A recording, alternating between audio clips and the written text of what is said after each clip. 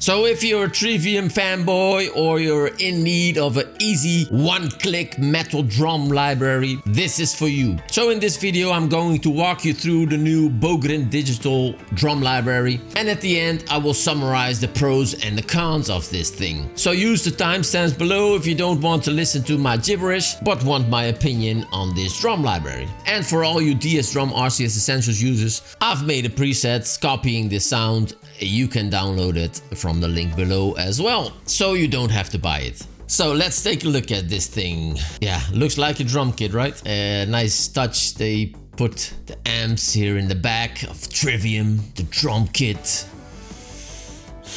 Yeah, baby. Yeah, really clean overview, the drum kit. I'm not sure why they put in arrows here, because there's only one option for every drum piece. So just take out the freaking arrows, man. Looks like shit. But okay, it's a Kontakt thing, I guess. But as a Kontakt developer myself, you can take these out easily. Okay, whatever.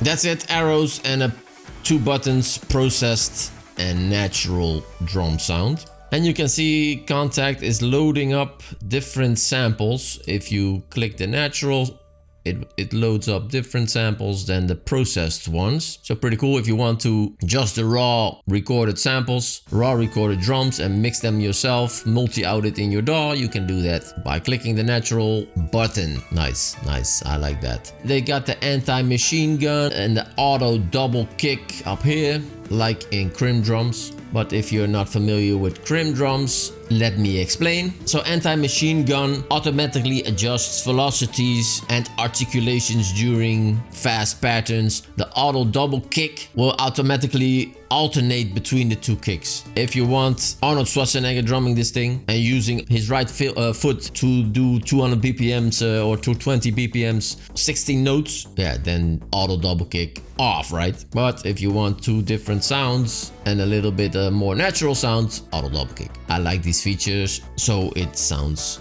like a human drumming, though it's still a computer, right? Okay, that's the kit view. Let's go to mixer. Yeah, looks like a mixer. Panning, faders, volume faders, solo buttons, mutes.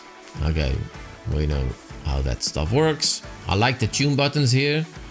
They're small, but I found them pretty fast without reading the manual. And so you can tune the kicks, the snare, toms, and you can see that the kick and the kick sub are linked, and the snare top and the snare bottom are also linked. I don't think there's a feature that you can unlink them. And tom tuning is all individual, right? And in Kontakt, command or control click, double click, and it will reset to the natural position.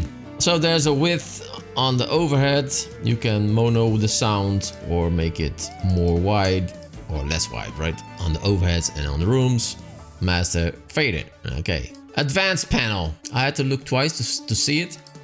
But the advanced panel, we've got reverbs, and you got the bleed or spill, how do you want to call it, controls of the overhead and the rooms. I like how they set this up. So the kick and the kick sub is this part, so they are combined. You can put in reverb or the spill in the overhead of the rooms. The snare, top and bottom combined, overhead rooms reverb, all the toms, so no individual controls. But okay, this is really fast and easy to control these parameters. Head, group together, right, overhead, room.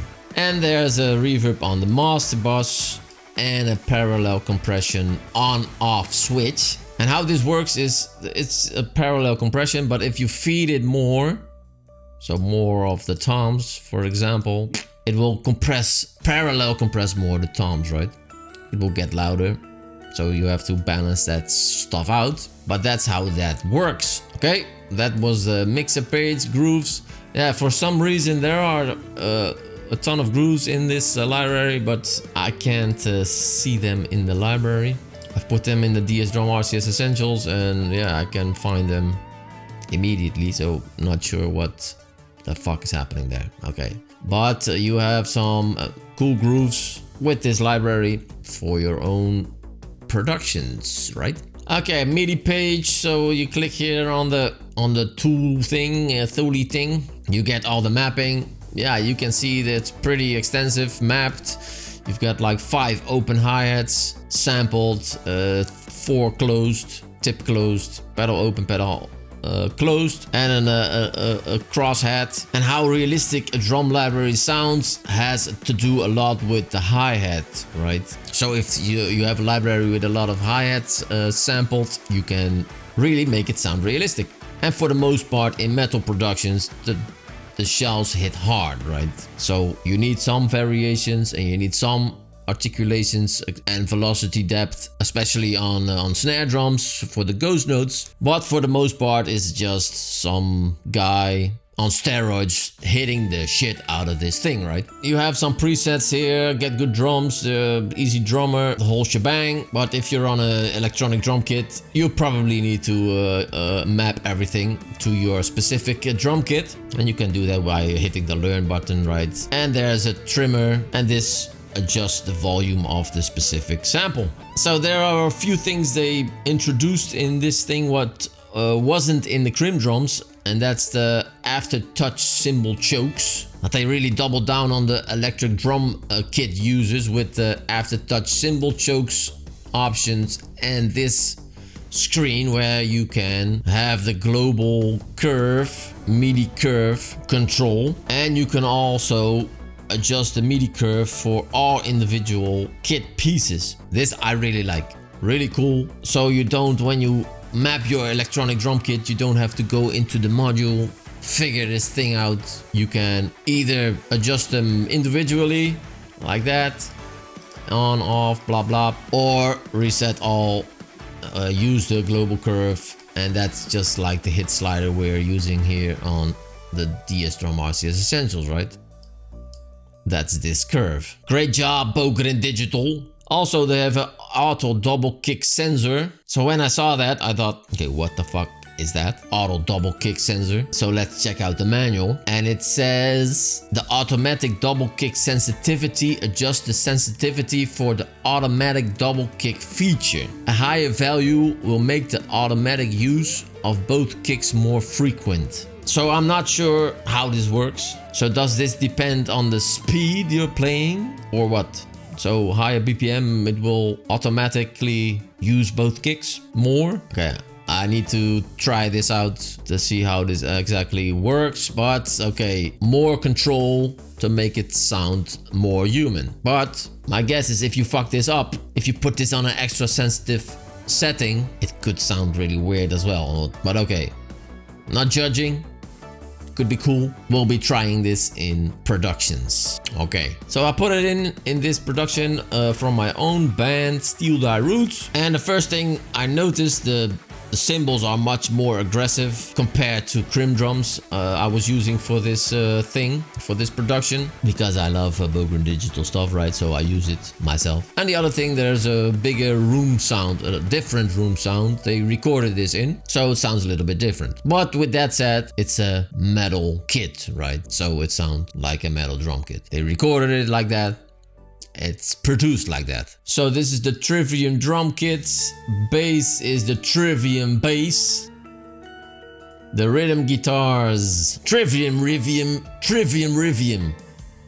The Trivium rhythm. And for the leads, yeah, you guessed it, Trivium lead 1 knobs. So to give you a bit of a perspective, the drum kit is just going to the stereo outbus, not doing anything there. There's just a limiter, but it's not getting close to limiting. The bass guitar is just the bass knob going to this bass bus and doing nothing there. So straight out of the box. On the amps, I'm dipping a bit the low mids on the actual channels and a bit here as well, and boosting a little bit of the highs, 1 dB. To get it sitting a bit better in the mix. Also, there's a compressor here, but that's just a side chain. When the lead guitars come in, they duck like 2-3 dB a bit out of the way. Master bus also just a limiter, nothing else. Okay, so this is almost straight out of the box. Just some EQing on the rhythm guitars. Okay, so let's have a listen.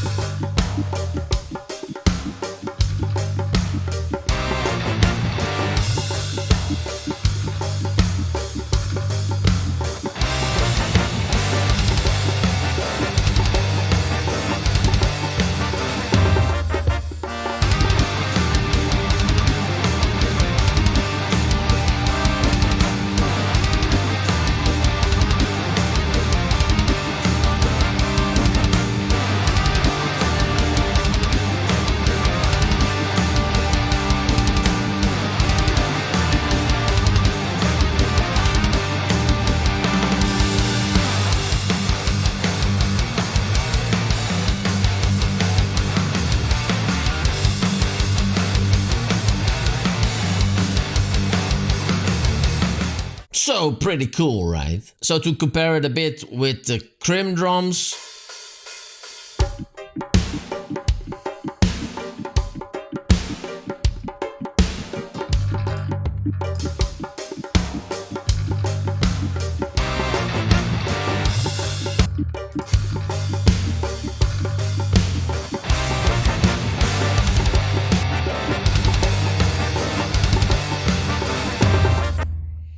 so you judge which one you like. So the sound difference is subjective, right?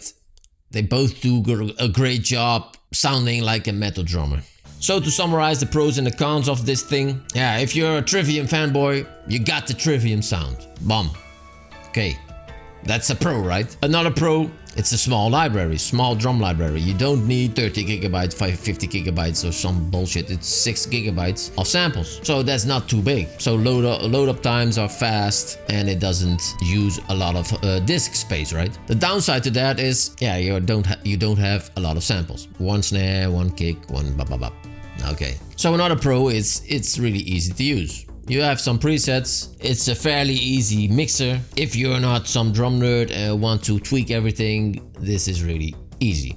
The con to that is, yeah, you don't have a lot of options. If you like to tweak drum sounds, gate it more, different effects, transient designers, stuff like that, EQing, yeah, it's not possible with this library. Another pro on this with this library, they really tweaked it for E-kit users. So the mapping, the velocity curves, the cymbal aftertouch option, the deep sampling of the hi-hat, that's really strong for E-kit users. So another downside to this thing, it's fairly expensive if you ask me. For a one kit, you get one kit, right? So you pay like 90 bucks. If you compare that to a one kit wonder from Get Good Drums, yeah, you pay like 60 bucks. But okay, you have the Trivium sound, right?